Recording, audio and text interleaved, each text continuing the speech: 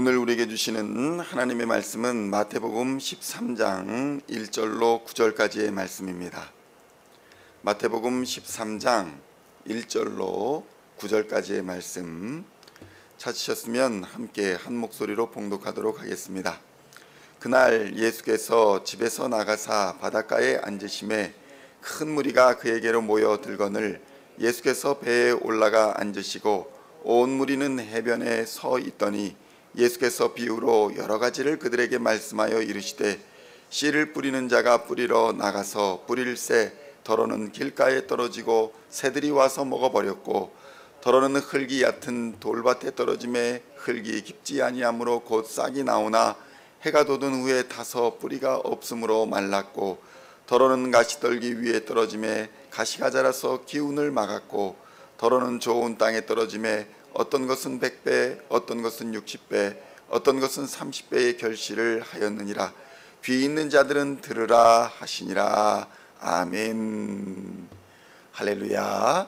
오늘은 마태복음 13장 1절로 9절까지의 말씀을 본문으로 씨 뿌리는 자의 비유라는 제목으로 은혜의 말씀을 함께 나누고자 합니다. 성도 여러분, 오늘 본문의 말씀은 너무나도 유명한 예수님의 씨 뿌리는 자의 비유 말씀입니다. 예수님의 다른 비유 말씀들과 마찬가지로 예수님의 비유는 대부분 삶의 지혜를 응축해 놓은 말씀들이 아닙니다. 처세술도 아니고 세상을 어떻게 살아가야 하는지 그런 것들을 가르쳐주는 말씀들이 아닙니다. 예수님의 비유의 말씀은 대부분 하나님의 나라와 관련이 있습니다. 많은 사람들은 오늘의 말씀을 옥토로 비유되는 좋은 밭이 되자, 좋은 밭이 되어서 많은 열매를 맺자, 이런 식으로 생각합니다. 문제는 씨가 뿌려지는 밭은 스스로 옥토가 될 수 없다는 한계가 있다는 것입니다. 밭을 두고 말할 때에 스스로 밭이 길가의 밭, 가시덤불의 밭, 옥토의 밭이 될 수 없다는 것입니다.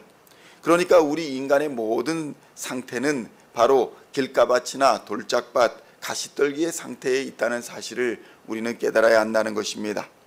성경은 그래서 어떤 인간도 스스로 밭을 갈아서 옥토로 만들 수는 없다고 증언합니다.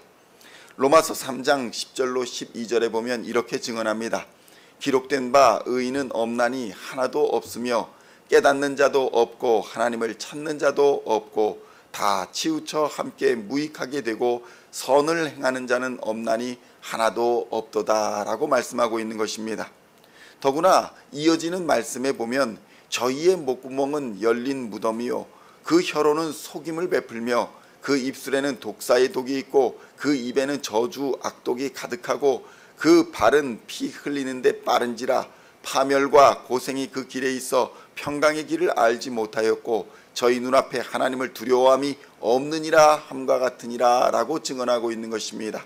그러니까 의인은 없는데 하나도 없고 그들의 삶이 목구멍이 열린 무덤이요 혀로는 속임을 베풀고 그 입술에는 독사의 독이 가득하고 그 발은 피 흘리는데 빠르며 그 고생이 또 환난이 많아서 평강을 알지 못하고 하나님을 두려워하지 않는 자들이다, 이렇게 말하고 있는 것입니다.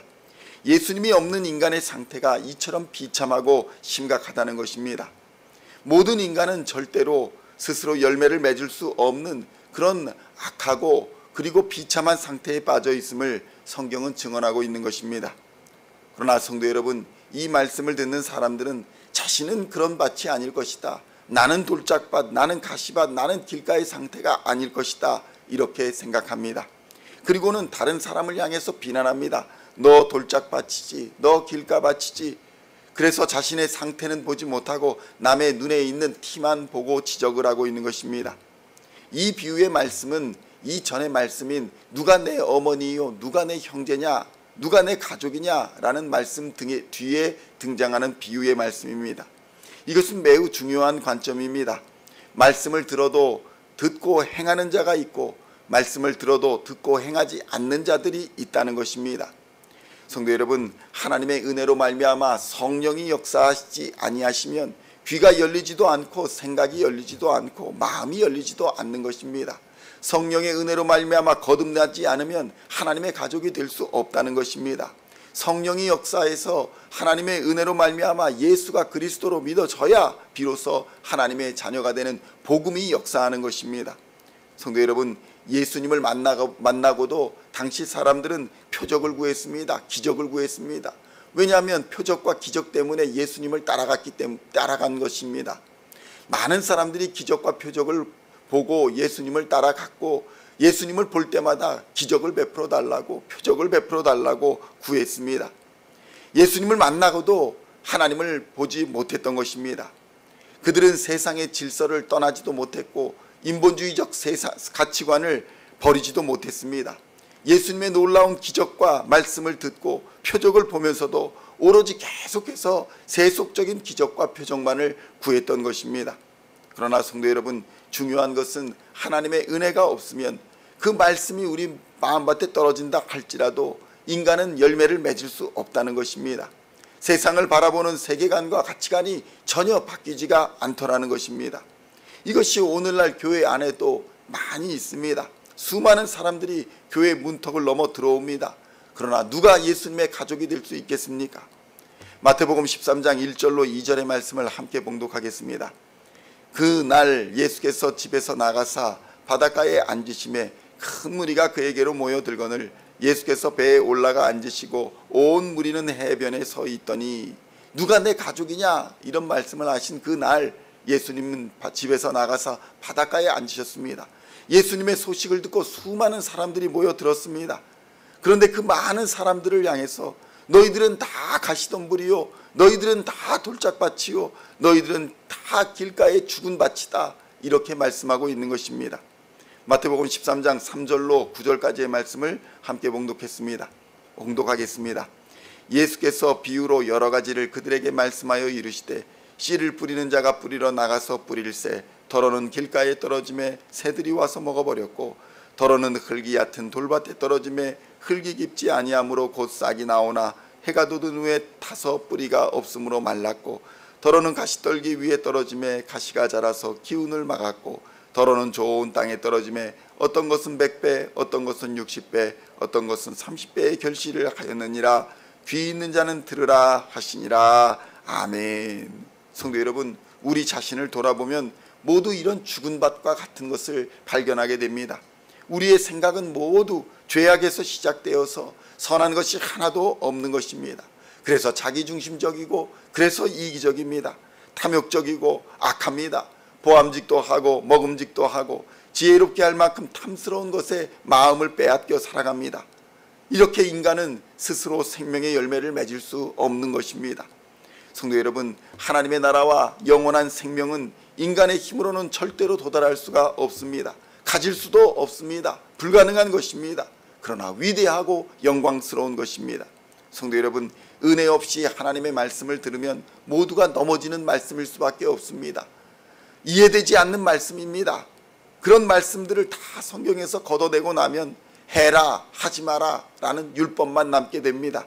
그리고 이 율법을 가지고 교만하게 스스로를 아브라함의 자식이라 생각합니다. 해라 하지 말아라, 이것만 지키면 나도 아브라함의 자식이 되지 않겠는가? 그렇지만 성경은 절대 그것으로는 하나님의 자녀가 될 수 없고 예수님의 가족이 될 수 없다, 혈과 육으로는 하나님의 자녀가 될 수 없다, 이렇게 증거하고 있는 것입니다. 인간은 누구나 예수 그리스도의 보혈의 피로 십자가의 씨가 그 마음밭에 떨어져야 성령의 역사하심으로 돌짝과 가시덤불이 걷어지는 은혜가 열리게 되는 것입니다. 아무도 스스로 열매를 맺을 수 없는 것을 우리는 깨달아야 합니다. 그리고 이 은혜로 말미암은 회개의 역사가, 돌이킴의 역사가 우리 안에 있어야 비로소 은혜의 길이 열려서 하나님을 보게 되는 것입니다. 그러므로 성도 여러분, 예수님을 보기 위해서 모여든 많은 사람들, 그러나 육신의 어머니, 심지어는 형제들까지도 있었지만 하나님의 나라 백성이 되지 않는다면 예수님과 아무런 관계가 없다라는 사실을 우리는 깨달아야 합니다. 그렇다면 오늘날 우리는 무엇에 우선순위를 두고 살아가고 있습니까? 썩어 없어질 세상의 것을 위해 마음과 뜻과 정성과 힘을 쏟고 있지는 않습니까? 그러면서도 또 그것 때문에 허무함으로 괴로워하고 있지는 않습니까? 오늘 우리는 생명이 되신 예수님을 만나야 할 줄로 믿습니다.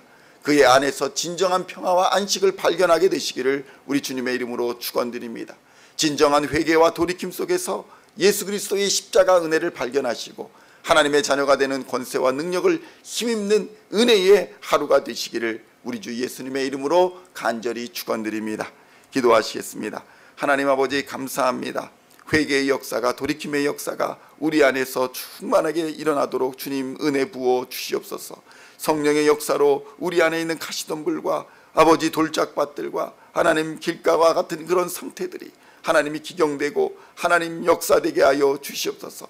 하나님, 우리가 육신의 혈과 육으로는 하나님의 자녀가 될 수 없다는 사실을 이 시간 깨닫게 하여 주시고, 하나님의 백성이 되지 않으면 예수님과 아무런 관계가 없다는 사실을 다시 한번 깨닫고, 오직 예수 그리스도의 십자가 보혈로 씻김마다 하나님의 자녀가 되는 은혜를 누리고 살아갈 수 있도록 주님 역사하여 주시옵소서. 우리의 마음과 우리의 생각이 변화되게 하여 주시옵소서. 우리의 우선순위가 변화되게 하여 주시옵소서. 썩어질 것들, 세상의 것들을 위해 마음과 뜻과 힘과 정성을 쏟으며 괴로워하고 허무함으로 외로워하지 않도록 주님 은혜 부어 주시옵소서. 오직 생명이 되신 예수님 안에서 진정한 평안과 안식과 사랑을 경험하는 하루가 될 수 있도록 주님 역사하여 주시옵소서. 오늘도 주의 은혜를 간구합니다. 주님, 우리와 함께하여 주시고 동행하여 주시사 이 어두운 세상의 빛과 세상 소금 되게 하여 주시고 세상을 넉넉히 이기는 은혜를 오늘도 충만케 부어 주시옵소서. 감사를 드리옵고 우리를 구원하신 우리 주 예수 그리스도의 이름으로 간절히 기도하옵나이다. 아멘.